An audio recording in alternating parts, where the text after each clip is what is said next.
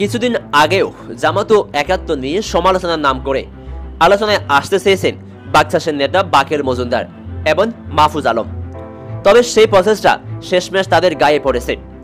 বিশেষ করে মাহফুজ আলমের অবস্থা এমন দাঁড়ায় যে শেষ পর্যন্ত তাকে জামাত শিবিরের কাছে ক্ষমা চাইতে হয়। কিন্তু আশ্চর্যের বিষয়, সেই একই ভুল পথে আবারও হাঁটতে শুরু করছে জাতীয় নাগরিক পার্টির এনসিপির সদস্য সচিব আক্তার হোসেন। সে তার একটি বক্তব্যে বলেন, জামাতকে একাত্তরের ভূমিকা জনগণের কাছে স্পষ্ট করতে হবে।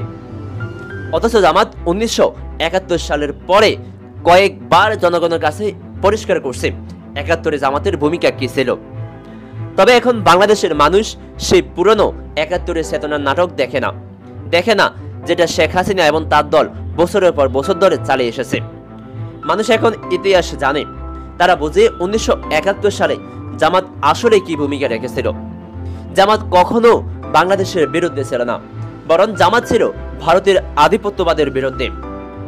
জামাত ছিল একটি আদর্শিক এবং রাজনৈতিক শক্তি যারা এদেশের সার্বভৌমত্ব এবং ইসলামী মূল্যবোধ রক্ষায় অবিচল ছিল। আজ সেই সত্যটাই পরিষ্কার হয়ে গেছে দেশের সাধারণ মানুষের কাছে।